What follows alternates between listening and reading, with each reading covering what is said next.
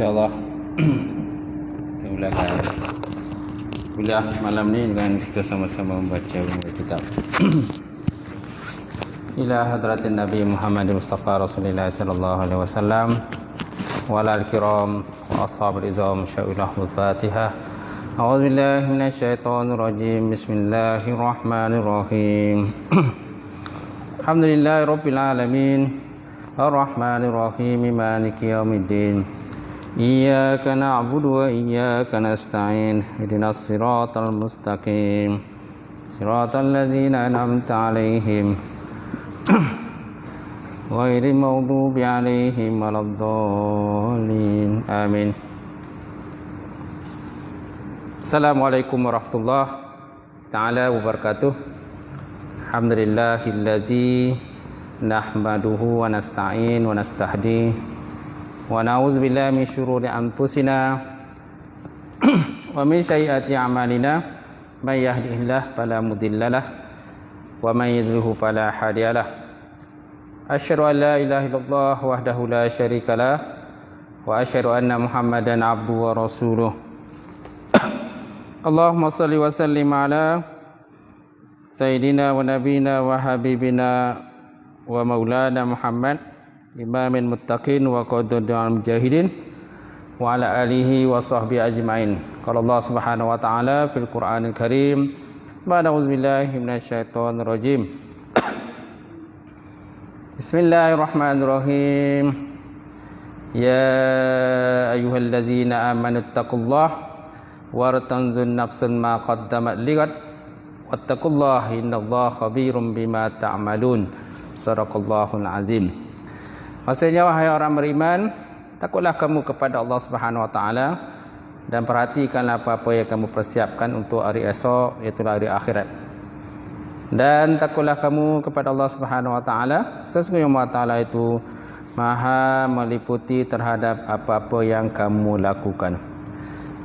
Waqala Nabi sallallahu alaihi wa ala alihi wa sahbihi wa baraka wasallam, la yu'minu ahadukum hatta hawahu tab'an lima jitu bih. Maksudnya, tidak sempurna iman salah seorang kamu sehingga hawa nafsunya akur kepada apa yang aku bawa, kata Rasulullah sallallahu alaihi wasallam. Nawaitu ta'alluma wa ta'lim wa tazakkura wa tazkir wa naf'a wa intifa' wal ifadatu istifadah wal hasana tamassuki bi kitabillah wa sunnati rasulih wa du'a ilal huda wa dalalati ilal khairi ibtigha'a wajhillah wa mardatihi wa qubi wa sawabi subhanahu wa ta'ala. InsyaAllah nyamati silakan Al-Fadil Tuan-tuan Imam, Al-Fadil Tuan-tuan Bilal, Tuan kuasa masjid, sidang jemaah muslimin muslimat, tuan-tuan haji, tuan-tuan hajah yang dihormati sekalian.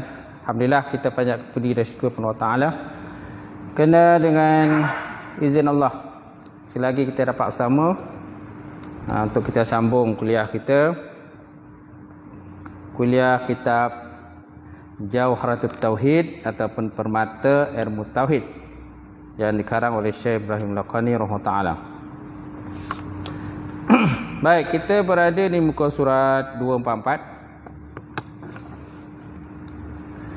Ya, ada kitab boleh semak 244. Mana pergi orang ni? Gaya ke? Gaya dah, bir rasa kan? Tak apalah, mungkin ada masing-masing balik tiang. Di mana menyebut dalam bisyairnya kata, wa fawzul sa'in indahu fil azal kaza sakiyu summa lam yantakil. Dalam tu ada orang muslimat dah. Buka dia punya tu lah, kain dia sikit yang tak nampak. Faza sa'idu indahu fil azal kaza sakiyu summa lam yantakil. Maksudnya, keberuntungan orang yang bahagia itu adalah pada azali, pada sisi Allah Subhanahu wa taala. Begitu juga orang yang celaka, kemudian tidaklah dia berpindah-pindah, kemudian dialah ianya tidak berpindah-pindah. Itu disebut dalam bahasa Syair lah. Jadi pada malam ini kita berada di 244. Inilah mazhab Asy'ariyah. Inilah mazhab Asy'ariyah, maksudnya yang belakang lah. Mana dia mazhab Asy'ariyah tu? Itu yang belakang kita dah bahas sebelum ni. Kalau tuan-tuan lihat di muka surat 242 tu, apa disebut dalam muka surat 242 hari tu? Maka orang bahagia itu tidak berbalik menjadi celaka, dan begitu juga sebaliknya. Kerana kalau tidak nescaya lazimlah berbalik ilmu menjadi satu kejahilan, dan dia adalah mustahil. Mustahil kepada Allah Subhanahu Wa Taala. Maka kebahagiaan dan kecelakaan itu keduanya ditakdirkan pada azali. Maka kebahagiaan dan kecelakaan itu kedua-duanya ditakdirkan di azali. Kemudian tidak berubah-ubah keduanya, dan tidak pula berganti-gantian.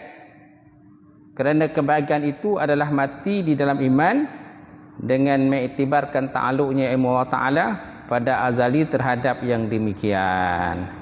Itulah, itu yang dikatakan sebagai yang kata definisi kepada kebahagiaan dan juga kecelakaan. Kalau ikut pada pandangan daripada Abu Hasan Asy'ari lah, itu mazhab Asy'ari tu. Maka akhir hidup itu menunjukkan atas apa-apa yang telah mendahuluinya di azali. Seperti kata musannaf, dia kata wal khatimatu tadullu 'ala as-sabiqah.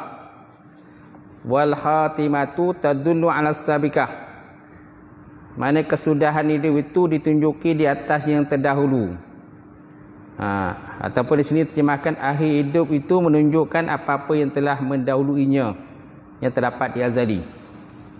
Jadi jika hidup seseorang diakhiri dengan iman, maka menunjukkan bahawa dia itu pada azali adalah orang-orang yang bahagia, meskipun dia telah terdahulu daripadanya kekafiran. Jadi kalau di azali menunjukkan dia ni orang bahagia, tertulis dia ni orang bahagia, maka akhir hidupnya dia akan bahagia, walaupun permulaan hidupnya orang yang kafir, orang yang tidak beriman, dan orang yang banyak dosa dan sebagainya. Dan jika hidupnya diakhiri dengan kekafiran, kata musannaf, maka menunjukkan bahawa dia itu pada azali adalah orang-orang yang celaka, meskipun telah terdahulu padanya iman. Jadi kalau seandainya diakhirinya dia ni orang kafir, dia mesti akan mati dalam kiraan tak beriman jugalah. Walaupun terdahulu pada hidupnya dia orang beriman, walaupun masa mudanya contohnya orang beriman, tapi di ujung akhir dia ni orang yang kafir, orang yang murtad contoh dia. Kerana apa? Kerana tertulis di azali menyatakan dia ni orang murtad, maka dia akan murtad jugalah di akhir daripada kehidupan dia. Kalau seandainya tertulis di azali menunjukkan dia bahagia, maka di akhir kehidupannya pun akan bahagia, walaupun permulaan kehidupannya dalam keadaan kafir. Kafir pun macam-macam jenis kafir lah, macam-macam lah pecahan kafir tu. Berdasarkan kepada hadis Nabi Muhammad sallallahu alaihi wasallam di muka surat 243 itu, inna ahadakum la ya'malu bi amalin ahli nar hatta ma yakunu bainahu wa bainaha illa zira' fayasbiqu alaihi kitab fayamalu bi amali ahli nar fayadkhuluha wa inna ahadakum la ya'malu bi amali ahli jannah hatta ma yakunu bainahu wa bainaha illa zira'un fayasbiqu alaihi kitab fayamalu bi amali ahli nar fayadkhuluha. Maksudnya apa tuan-tuan? Sesungguhnya salah seorang kamu, dia kata, ada di antara kamu nanti akan benar-benar beramal dengan amalan ahli neraka, sehingga tidak ada di antara dia dan neraka itu kecuali jaraknya illa zira', kecuali beberapa hasta je ataupun satu hasta. Fayasbiqu alaihi kitab, maka tiba-tiba datanglah ketentuannya dalam kitab ataupun ketentuan di azali. Fayamalu amalin jannah, lalu dia pun beramal dengan amalan syurga. Fayadkhuluha, maka lalu dia masuk dalam syurga. Dengan izin Allah Subhanahu Wa Taala. Itu satu kelompok lah kalangan manusia. Satu kelompok lagi, wa inna hadakum la ya'malu bi amali ahli jannah. Dan sesungguhnya salah seorang kamu ada di kalangan kamu nanti yang benar-benar beramal dengan amalan ahli syurga. Hatta sehingga ma yakunu bainahu wa bainaha illa zira'. Sehingga adalah antara dia dengan syurga itu jaraknya sangat hampir. Itulah beberapa hasta ataupun satu hasta. Fayasbiqu alaihi kitab, lalu tiba-tiba datanglah ketentuan di azali menunjukkan bahawa ni adalah dia ni ahli neraka. Fayamalu bi amali ahli nar, lalu dia beramal dengan ahli amalan ahli neraka. Fayadkhuluha, maka masuklah dia dalam neraka. Dengan perintah daripada Allah Subhanahu Wa Taala. Itulah dua kumpulan ataupun kelompok taifah manusia yang telah pun digariskan ataupun ditentukan oleh Allah Subhanahu Wa Taala. Kemudian dan ketakutan orang kebanyakan adalah khatimah, sedangkan ketakutan orang yang khusus, iaitu para ahli ilmu, adalah apa-apa yang telah mendahuluinya di azali. So dalam bab ketakutan ni, kesudahan hidup ni tuan-tuan, ada dua kategori ketakutan di kalangan manusia. Pertama, golongan orang awam. Yang kedua, golongan orang khusus ataupun ahli ilmu. Orang awam yang dia takut ialah khatimah, kesudahan kematian dia. Kesudahan kematian itulah yang ditakuti orang awam. Sedangkan orang berilmu yang ditakuti ialah tentang apa-apa yang telah tertulis di azali itu bagi diri dia. Itu yang ditakuti oleh orang alim lah, ataupun orang alim. Itu yang mereka takut, apa sebenarnya yang tertulis azali itu yang telah pun ditentukan untuk diri kita. Sebenarnya lebih kurang sama je, kan? Cuma yang ini tengok ke awal, ke azali. Yang ini tengok ke ujung, apakah kesudahan dia. Itu sebabnya musannaf disebut wa haqqul ammah minal khatimah wa haqqul khassah minas sabiqah. Ketakutan orang awam itu minal khatimah, daripada kesudahan kehidupannya.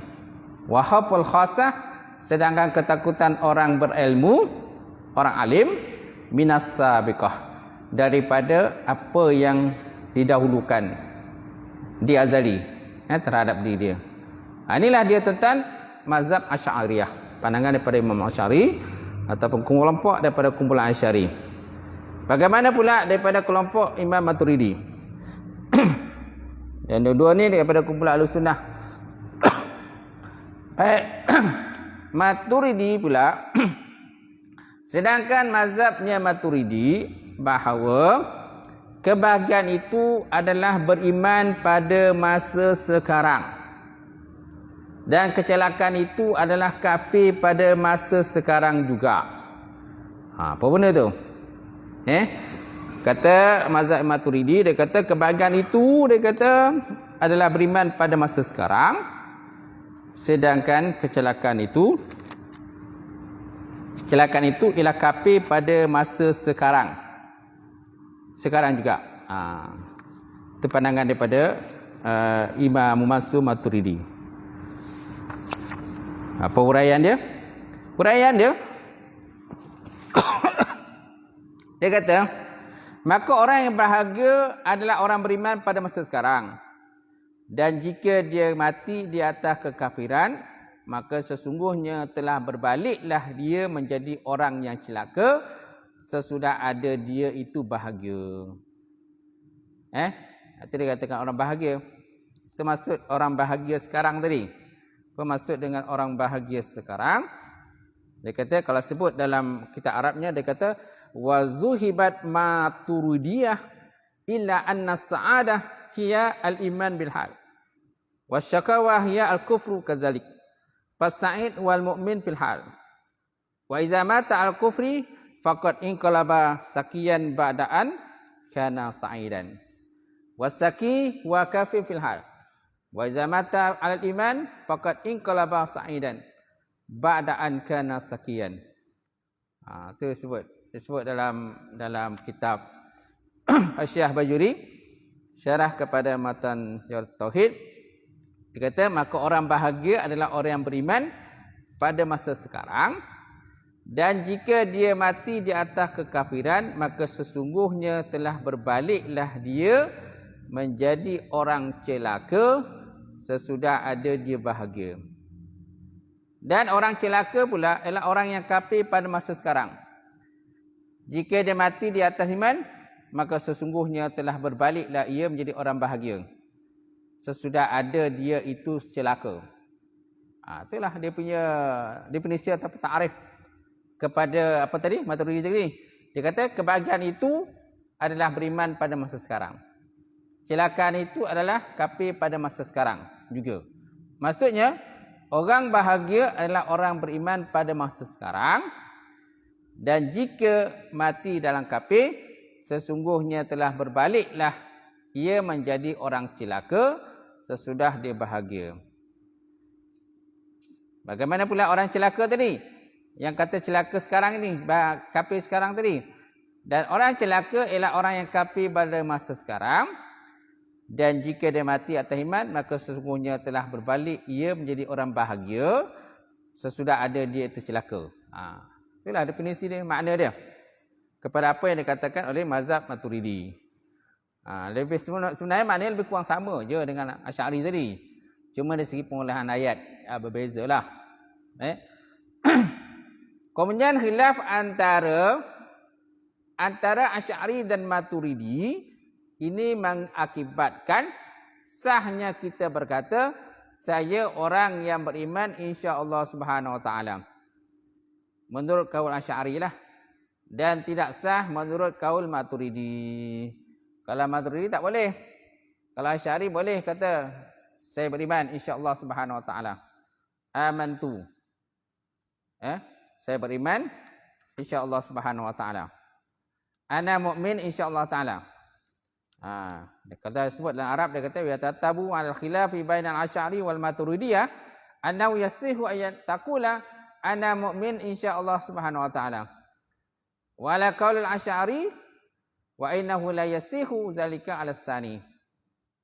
Kalau ikut pada khilaf ini, jadi Imam Asy'ari berkata seorang itu sah kalau seandainya berkata ana mukmin insya-Allah taala, saya beriman insya-Allah taala. Tetapi kalau pandangan daripada Asy'ari, tadi Maturidi, kalau Asy'ari kata la yasihu zalika, tak sah kita kata ana mukmin insya-Allah taala. Tapi nak cakap macam mana? Saya beriman teruslah. Macam tu. Saya beriman. Tapi kalau Maturidi kata boleh, dia kata ana mukmin insya-Allah Subhanahu wa taala. Baik, kemudian dan sebagai ulama pula ada menghikayahkan pada yang demikian itu khilaf dalam bentuk yang lain, di mana mereka berkata ucapan saya mukmin insya-Allah taala dibolehkan oleh Imam Syafi'i dan dicegah pula dalam mazhab Maliki dan juga Hanafi. Ni pun ada khilaf. Khilaf ni pun berlaku juga di kalangan imam mazhab. Kata Imam Syafi'i, Imam Maliki dan juga Hanafi. Kalau Imam Syafi'i, bagaimana boleh tak kata aku beriman insya-Allah Subhanahu wa taala? Kalau Imam Syafi'i kata boleh. Jawazahu Syafi'i, dia kata. Sebut dalam kitab Hasyiah Bajuri. Jawazahu Syafi'i wa manahu Malik wa Abu Hanifah. Membolehkan dia oleh Imam Syafi'i dengan berkata ana mukmin insya-Allah taala, dan menegakkan dia oleh Imam Malik dan juga Imam Abu Hanifah dengan kita berkata insya-Allah Subhanahu wa taala. Sebagai pengikut Maliki pula berpendapat wajib yang demikian. Wa qala ba'dhum atba'u Malik biwujubihi.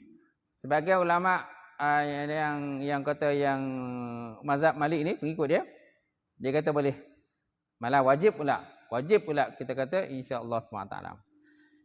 Kemudian mereka yang menghikayatkan khilaf ini berkata, dan tempat yang demikian adalah jika seseorang itu tidak mengenaki oleh syak, ragu-ragu, dan juga tabarruk mencari berkat. Jadi kat mana yang berlaku hilaf ni? Kata insya-Allah taala ni ana mukmin insya-Allah taala. Aku beriman dengan insya-Allah taala. Kemudian mereka mengkayakan hilaf itu berkata, dan tempat yang demikian itu hilaf, tempat hilaf itu adalah jika seseorang itu tidak mengenaki oleh ragu-ragu dan juga tabarruk nak cari berkat.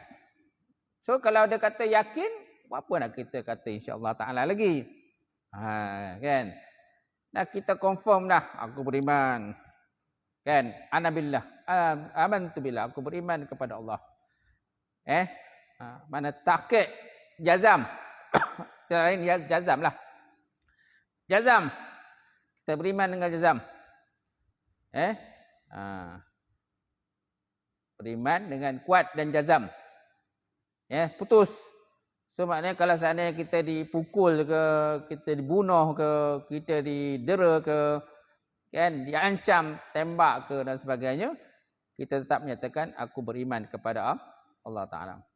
Tetap beriman. Baik, jadi yang wujudnya berkenaan insya-Allah Ta'ala tadi, kalau seandainya ada ragu-ragu lah. Kalau ragu-ragu, ada syak, kemudian ada untuk tabarruk, cari berkat, maka bolehlah kita kata aku beriman insya-Allah Ta'ala. Namun jika dia mengenaki yang demikian, maka tertegahlah secara ijma' apabila yang dikenaki itu adalah syak. Dan boleh secara ijma' pula apabila yang dikenaki adalah tabarruk untuk mencari berkat. Jadi kesimpulan khilaf tersebut telah dinazamkan oleh sebahagian daripada al-fadil, mana orang-orang yang mempunyai keutamaan. Al-fadil mana orang-orang yang mempunyai keutamaan lah. Jadi dikaranglah nazam ini. Waqad nazama ba'dal afadil, dia kata dalam kitab Arabnya. Waqad nazama ba'dal afadil hasil haza. Dan sungguh telah menazam oleh sebahagian daripada afadil, mana orang-orang yang diberikan keutamaan, hasillah ini. Faqala, maka mereka berkata dalam nazam dia. Apa disebut dalam nazamnya? Man qala innahu mu'minun man qala inni mu'minun yumna'u min maqalihi insya'a rabbi ya fatin wa zalimanikin wa ba'du tabi yujibu an yakuna hadza yantabih.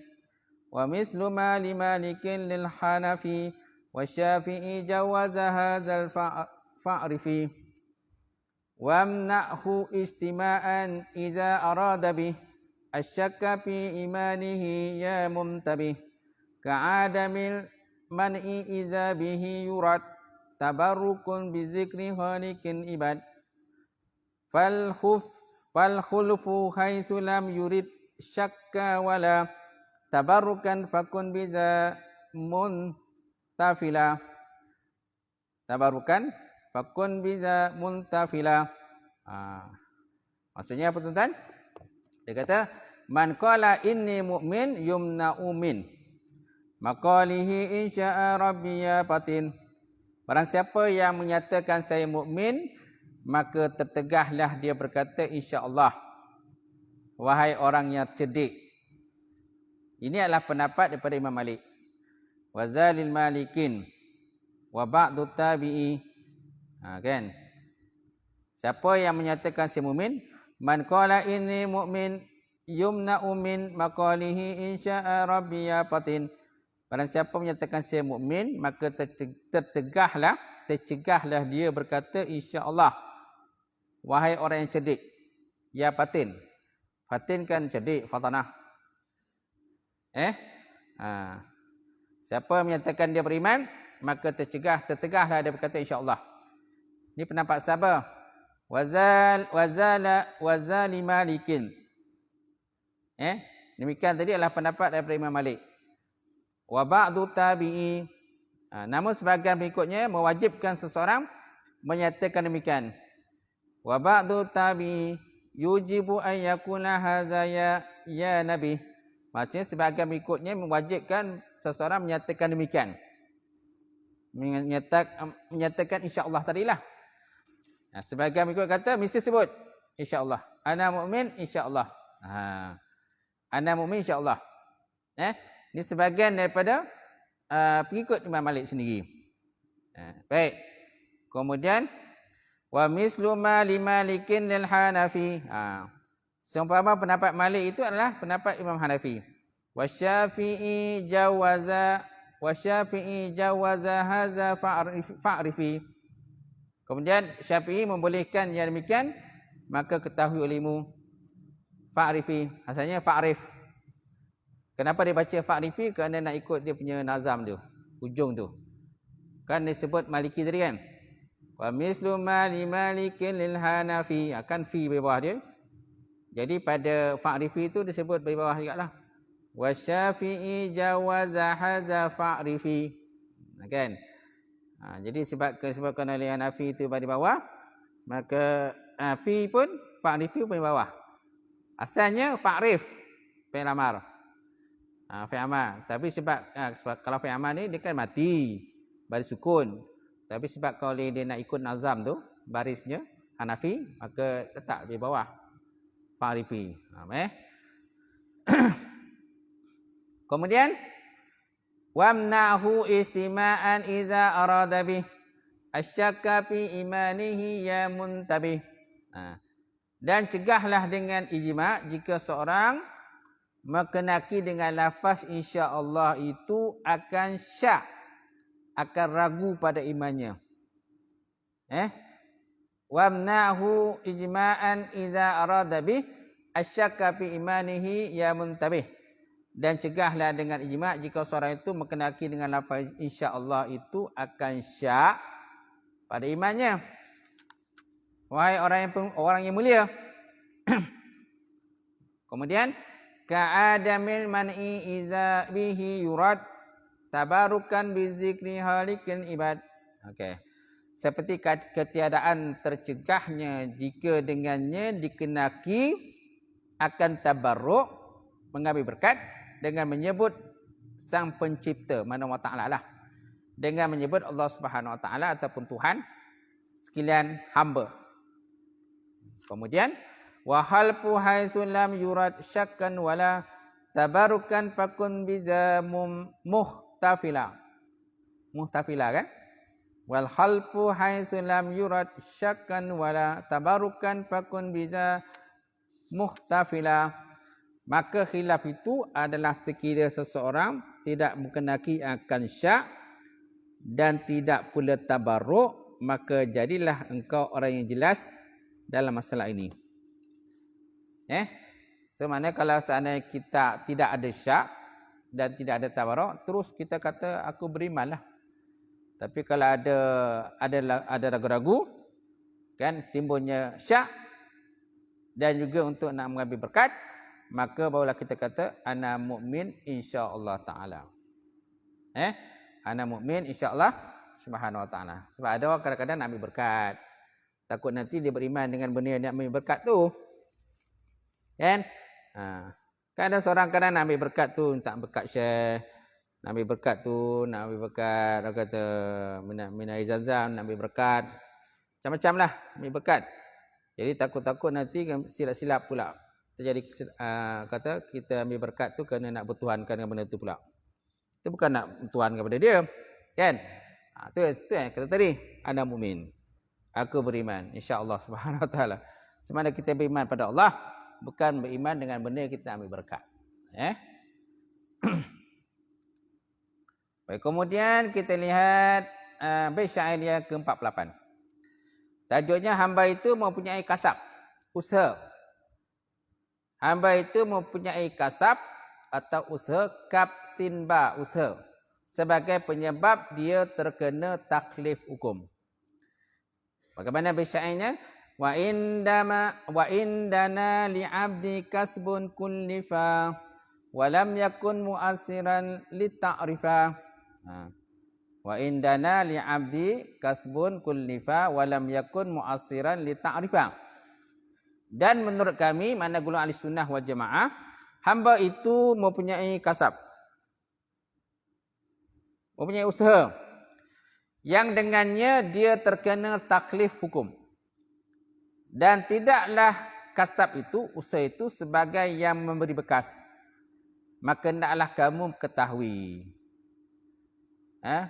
Bukanlah usaha kita itu taksir, memberi bekas. Tu kita kena faham lah tu. Wa indana li'abdi kasbun kullifa wa lam yakun mu'assiran li ta'rifa. Dan menurut kami Ahlussunnah, hamba itu mempunyai usaha dalam apa saja pekerjaan. Kehidupan dia mesti ada usaha. Yang dengannya dia terkenalah taklif hukum dengan usaha tadi, maka terkena taklif hukum atas diri kita. Dan tidaklah kasab itu, usaha itu sebagai yang memberi bekas taksir. Maka naklah kamu ketahui. Baik, dalam kitab matan, musannif mengisyaratkan bahawa pada masalah ini terdapatnya 3 mazhab. 3 golongan lah berkenaan dengan masalah usaha ni. Ada 3 golongan berkenaan dengan masalah usaha. Yang pertama, mazhab Ahlussunnah. Kalau sebut dalam kitab Arabnya, dia kata waqad asyara musannif fi matan illa anna fi hazi masalah salasa mazahib. Dan sungguh telah mengisyarat oleh musannif atau penggarang dalam matan kepada bahawa sesungguhnya pada ini masalah terdapat 3 mazhab, 3 golongan. Pertama, mazhab Ahlussunnah. Wa huwa annahu laisa lil 'abdin fi afalihi ikhtiyariyah illa kasab. Pertama, golongan Ahlussunnah bahawa dia kata tidak ada bagi hamba itu dalam perbuatan-perbuatannya yang ikhtiari kecuali kasab, kecuali usaha. Mazhab Ahlussunnah berpendapat kan bahawa tidak ada bagi hamba itu dalam segala perbuatan-perbuatannya yang bangsa ikhtiari ini kecuali usaha je. Yang lain itu semua ketentuan Allah. Semua itu urusan Allah Ta'ala. Semua itu urusan Allah Ta'ala. Yang ada pada kita usaha je, kasab. Kemudian yang kedua, mazhab Jabariyah. Mazhab Jabariyah dia kata wa huwa annal 'abda laysa lahu kasab bal huwa majbur ay makhur karishah al-mu'allaqah fil hawa tuqallibuha rih kaifa sya'at. Yang kedua, mazhab Jabariyah dia kata bahawa tidak ada bagi hamba itu kasab, usaha, melainkan dianya adalah majbur, terpaksa melakukan suatu benda. Ini mazhab Jabariyah. Pernah dengar kan Qadariyah, Jabariyah kan kita belajar kan. Jadi golongan Jabariyah kata tidak ada bagi hamba itu kasab, usaha, melainkan dianya majbur. Mim jim ba waw ra, majbur. Asal daripada perkataan jabara, dipaksa, seperti bulu yang tergantung di udara. Karishatil mu'allaqati fil hawa, dia kata seperti bulu yang tergantung di udara. Tukallibuhar rih, yang dibawa do angin-angin kan, pusing sana pusing sini, yang naik sana naik sini, dibolak-balik oleh angin sebagaimana dia suka. Kaifa sya'at. Baik, kemudian yang ketiga, golongan Mu'tazilah. Bagaimana dengan pandangan Mu'tazilah? Etikad mereka, dia kata wa mazhab Mu'tazilah wa huwa anna al-'abda khaliqun li af'alihi ikhtiyariyah bi qadrati khalaqaha Allahu fih. Bi qadrati khalaqaha Allahu fih. Kan mereka kata mazhab Mu'tazilah ialah hamba itu adalah pencipta.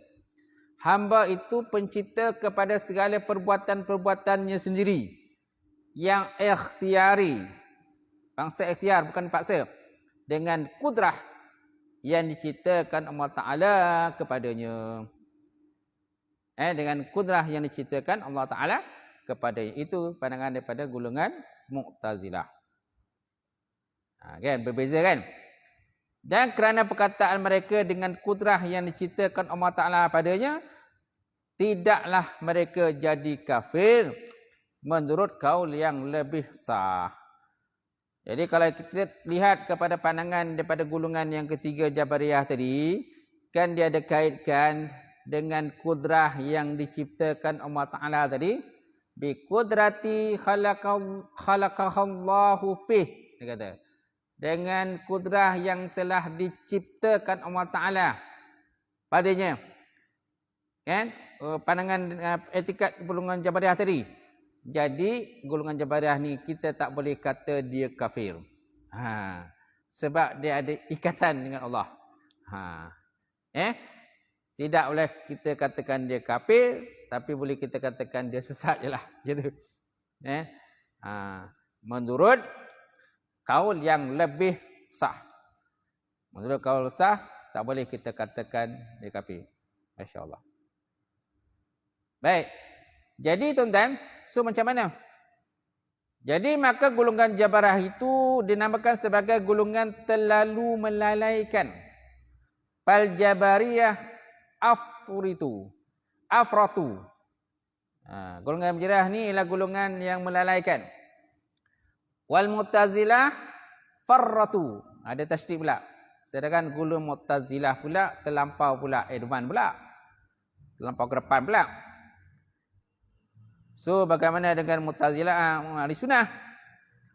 Sedangkan ahli sunnah duk berada di tengah-tengah jalan. Kita di tengah-tengah lah. Wahai watawassut ahli sunnah. Dia kata, fal Jabariyah afratu wal Mu'tazilah farratu watawassut ahli sunnah. Wahai umur afsatuha. Dia kata, kita Arab. Maka golongan Jabariyah ni golongan yang melalaikan. Mu'tazilah pula terlampau advance sangat. Terlampau ke depan sangat. Watawassut pertengahan ahli sunnah. Wa khairul umur awsatuha. Sebaik-baik pekerjaan pertengahan. Baik. Jadi maka mazhab ahli sunnah itu telah mengeluarkan dari antara kotoran dan darah satu susu murni yang lazat lagi mudah bagi orang meminumnya. Itulah ibaratnya lah. Ibarat al-sunnah ni. Dia pemakan macam air susu. Air susu yang keluar antara kotoran dan darah. Yang keluar daripada antara kotoran darah. Itu katakan sebagai satu air susu. Labanan khalisan dia kata. Fa kharaja mazhabuhum min baina farsin wa dam labanan khalisan sya'i'an lisyaribin. Maka keluarlah mazhab mereka itu, maka ahli sunnah tadi, iaitulah barang antara kotoran dengan darah, satu darah yang murni, labanan khalisan sya'i'an lisyaribin. Yang mana darah tadi mengenyangkan. Darah pula. Susu tadi, susu tadi mengenyangkan. Untuk orang-orang yang meminumnya. Untuk orang yang meminumnya. Masya-Allah. Itu kita lah. Itu ahli sunnah punya. Jadi kita ahli sunnah, jadi duduklah tengah-tengah. Kan? Antara, apa tadi? Mu'tazilah dan juga Mu'tazilah dengan apa tadi? Jabariyah. Ada satu lagi Qadariyah kan? Kalau Qadariyah ni, dia ada Jabariyah, Qadariyah. Kalau Qadariyah ni pula, orang kata, mana semua usaha. Mana berjaya ke tak berjaya ke, atas tangan manusia. Tak ada kaitan dengan Allah. Tak ada kaitan dengan Allah Ta'ala. Kau nak berjaya ke tak berjaya ke, atas usaha kau sendiri. Tak ada kaitan dengan Allah Ta'ala. Jadi semayang tak perlu nak baca doa pun tak perlulah. Kalau orang nak pesta tu, nak baca Yasin pun tak perlulah. Semayang hajat pun tak perlu. Mana kau nak berjaya tak berjaya, pulang kau usaha kau sendiri. Tak ada kaitan dengan Allah Ta'ala. Itu dikatakan Qadariyah. Jadi kita ni kata ahli sunnah. Duduk tengah-tengah. Mana usaha atas diri kita. Dan yang last sekali, maknanya penyerahan diri kepada Allah SWT dengan cara berdoa ke, sembahyang hajat ke, kan? Dengan apa saja cara lah. Kena sembahyang lain. dan boleh menyampaikan diri kita kepada Allah Subhanahu wa taala, insya-Allah. Baik, kemudian jika dikatakan telah tegak dalil atas wajibnya Allah Taala itu bersendiri dengan segala perbuatan dan makdur. Makdur mana yang dikuasai, yang tunggal, tidaklah masuk di bawah dua kudrah sebagaimana dilazimkan oleh penetapan kasab atau usaha bagi hamba. Ini ada pendapat lah. Kata kil dia kata. Fa'in kila dan dikatakan kil. Faqad qama burhan fi wujubi istiqlalihi ta'ala bi af'al, dia kata. Sungguh telah tertegaklah dalil di atas wajibnya Allah Ta'ala itu bersendiri dengan segala perbuatannya dan makdur mana yang dikuasai, kemudian lagi yang tunggal, tidaklah masuk di bawah dua kudrah sebagaimana dilazimkan oleh penetapan kasab bagi hamba. Kalau dalil di belakang dah sebut, dia kata maknanya semua atas kata ketentuan Allah Subhanahu wa taala. So kalau macam tu tak adalah kata usaha manusia. Buat apa nak usaha manusia? Mana ada dua kudrah lah. Kenapa adanya dua kudrah? Dua kudrah maksudnya mana kudrah Allah Taala satu lagi kudrah hamba tadi. Usaha hamba tadi. Itu mana katakan dua kudrah itu. Telah tegak dalil atas wajibnya Allah Taala itu bersendiri, munfarid dengan segala perbuatan dan makdur yang dikuasai, yang tunggal, tidaklah masuk di bawah dua kudrah sebagaimana dilazimkan oleh penetapan kasab bagi manusia.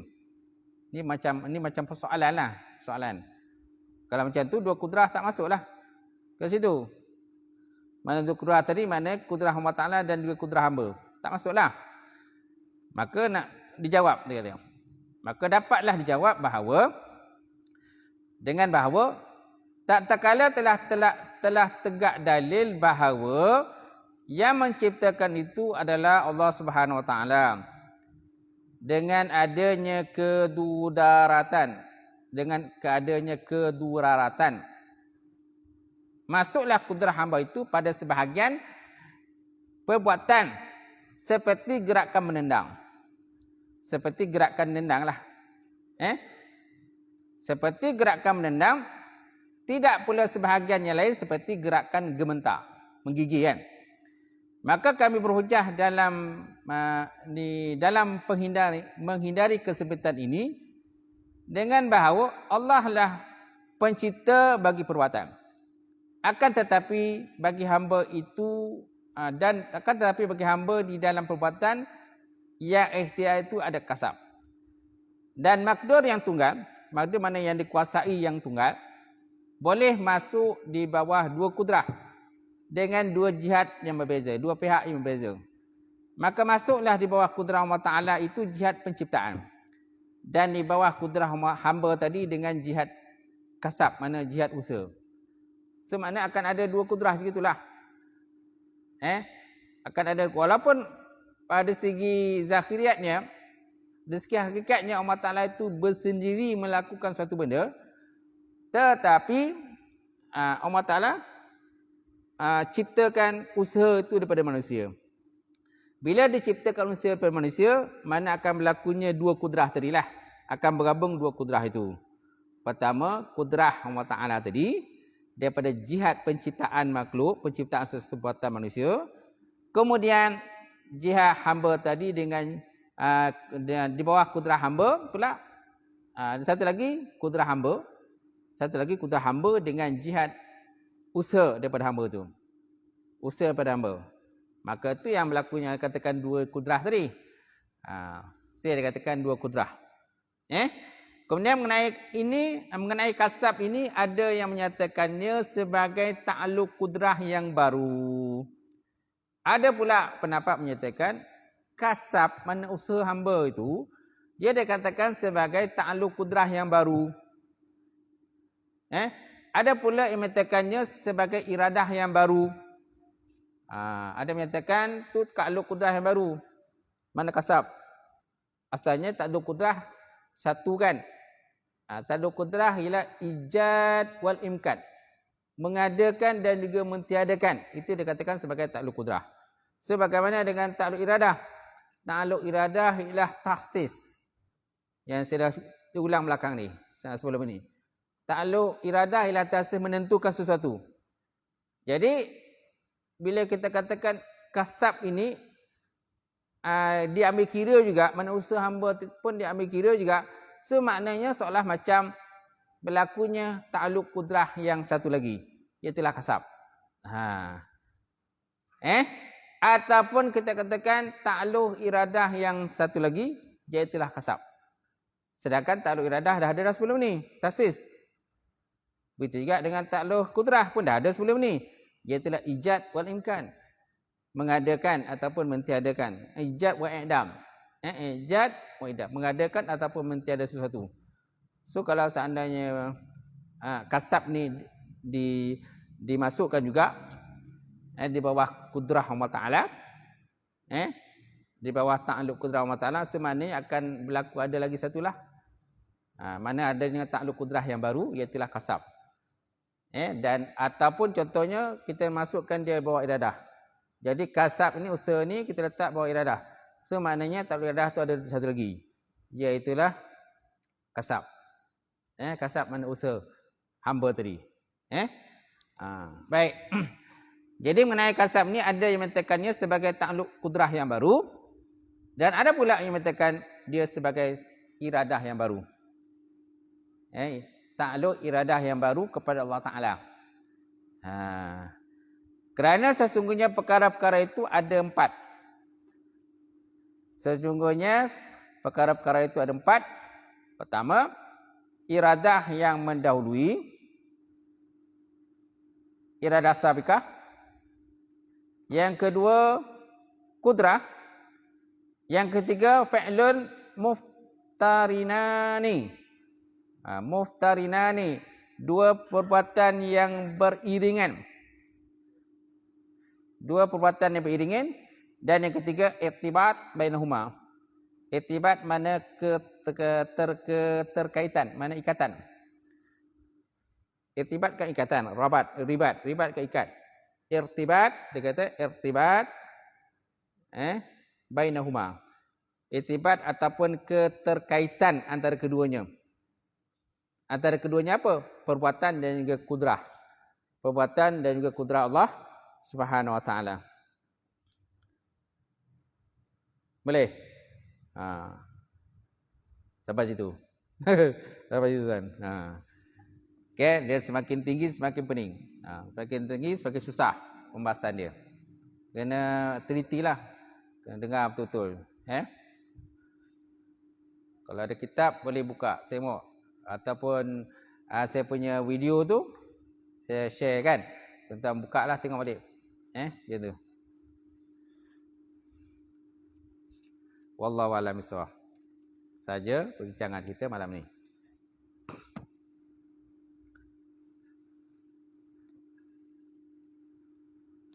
A'udzubillahi minasyaitonir rajim. Bismillahirrahmanirrahim. Alhamdulillahirabbil alamin wassalatu wassalam ala asyrafil anbiya'i wal mursalin wa ala alihi washabbihi ajmain. Allahumma zidna ilman nafi'a wa yaqinan shadiqan wa mutaqabbala wa rizqan halalan mubarakatan katsira wa siyan fatai alim nawalana qulubana binuri ma'rifataka wa tahlana fudu arifin. Allahumma faqihna fid din, Allahumma faqihna fid din. Allahumma ja'al hadza jam'al marhuma wa tafarruqana min ba'dihi tafarruqan ma'suma. Rabbana iftah bainana wa baina qaumina bil haqq wa antal fatihim. Rabbana faghfir lana dzunubana wa kaffir anna sayyi'atina wa tawaffana ma'al abrar. Rabbana atina fid dunya hasanah wa fil akhirati hasanah wa qina azabannar. Subhana rabbika rabbil izzati amma yasifun wa salamun alal mursalin. Alhamdulillahi rabbil alamin. Qabbalallahu minkum.